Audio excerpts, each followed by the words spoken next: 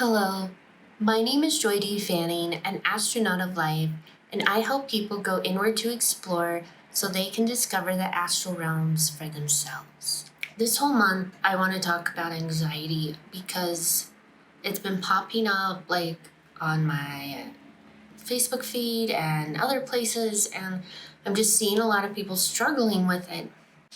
I've struggled with anxiety for 17 years, so I want to talk about this topic, and I just really want to explore it and how it relates to spirituality. I'm also doing these meditation story series, right, where I interview people about how they got into meditation, how they meditate, all that.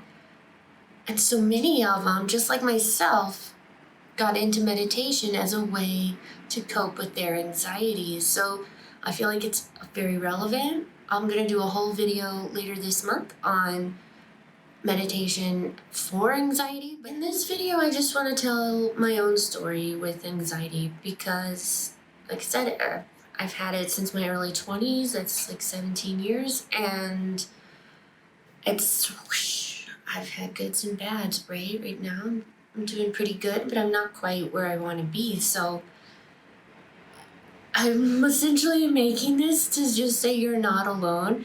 I don't have all the answers, that's for sure, but I just kind of want to share what I've been through, what works for me, and what could possibly work for you. My anxiety came out and shown itself around age 20 or 21. And I was dating my first husband at the time, and I had a lot of good friends, but I would just stop breathing and I would panic, and it would take somebody holding my face and helping me breathe to calm down. And this seemed to happen randomly.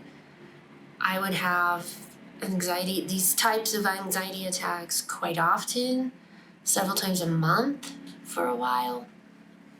Eventually it kind of settled down.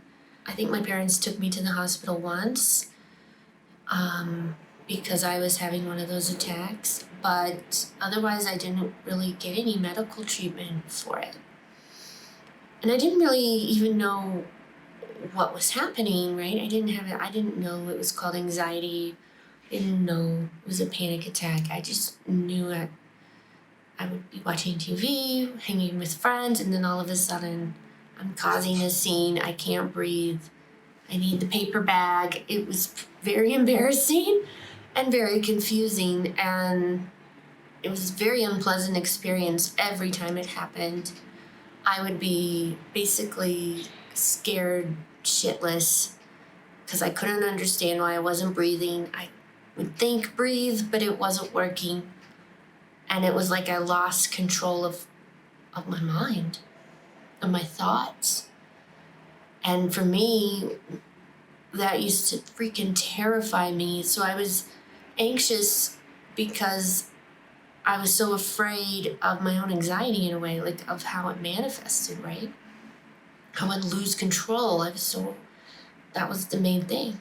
By my mid-20s, a few years into having this, I ended up divorcing husband number one and kind of going out on my own and facing new fears and setting boundaries. I also had some traumatic things happen at this time, so I wasn't ready to deal with that traumatic thing, so I started drinking. And that kind of took care of my anxiety too. I didn't drink at work, but as soon as I got off work, I would drink. And that lasted for 2 years where I would just drink a lot. I lived in a place with a lot of bars. It made it really easy. I'm not saying I'm proud of it, but that's part of my story, right? That was my coping mechanism for at least 2 years. After that, it actually got worse. I married husband number two, who turned out to be abusive. And obviously that caused great anxiety. And so I did get help because even though it wasn't manifesting with my husband at the time, I would go to work. I worked at a call center and I would just get essentially a panic attack again, but this time I was frozen in fear. Like I would get in the car, think about going to work, and I just couldn't move. And it was, once again, it was like that losing of control.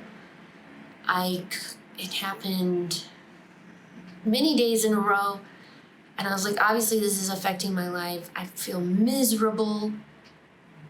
I obviously didn't like that job. And I was in a marriage that was not healthy for me. So I had a lot of negative things going on around me at this time, right? So I wasn't drinking as much, but I didn't have any coping mechanism. I didn't know what to do. So I did go to the doctor. My doctor said I had generalized anxiety disorder and put me on Zoloft. And I was on Zoloft for 1 year. And it essentially, for me, just made me a zombie. I didn't have anxiety, so I was able to do my job. I actually ended up liking that job for the most part. But it did prompt me to go take a venture and stuff. But I just remember missing my emotions. I didn't really have any. And being in a toxic relationship and not having emotions or feelings to help guide me, I feel like it contributed a little bit to me staying there because I literally just became a zombie. So it did help, but for me, it also had a lot of negative consequences and I didn't like it. So eventually, I just stopped taking it, which was not a good idea. I went through like a week of withdrawal and it was really, really trippy. Like really, really trippy for like a week. And then I was fine. Once I got off my meds, I asked for a divorce. And for me, that was the one decision that I feel like the first decision I took where I kind of turned my life around, so to speak. And I've had 2 failed marriages at this point, right? By now I'm in my early 30s. And this was actually the darkest time of my life because I had all this undealt with trauma plaguing me that I was carrying around because I was too freaking scared and anxious to deal with it. So at that time I was in college. I was trying to finish college. I was working full time and my mind was like I just called it the dark place. It was pure black.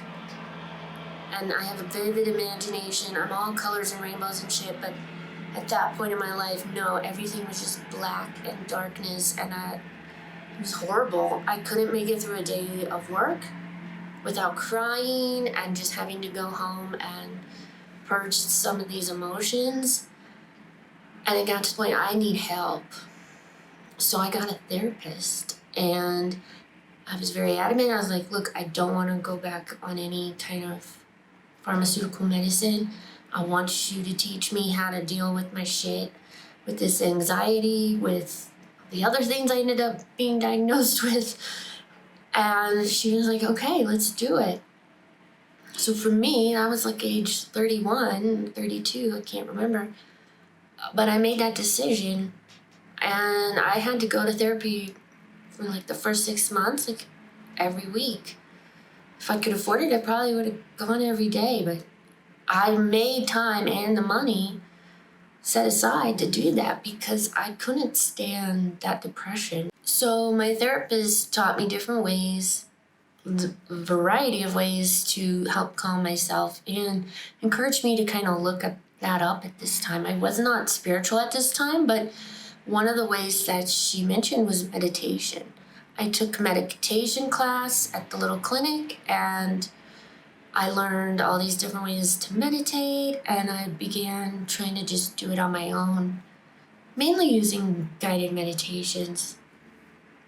That was the main way I used to kind of self-soothe and help with my anxiety. Breath work was another big one. Affirmations, cognitive, behavioral, whatever. Kind of narrow down, why am I anxious? Oh, I'm hungry. and I feel rushed. Oh, okay, I can control those things. I can go eat a snack. I can slow myself down, right? So all these things, of course, it took me like a year to learn them all and put them into practice, but I did, and it really changed. A lot of positive things began happening in my life as I did this inner work. Oh, yoga was another one that I did because it just focus on your breath and moving your body, and it just kind of calms your nervous system and your mind. So if you haven't tried it, give it a go. Maybe it'll help. I also have used weed to help with my anxiety. I'm not saying this is for everybody. For me, it tends to help. I'm working on weaning off of that, but like I said, I'm not there yet. I'm still working on tackling anxiety, but I've come a very long way.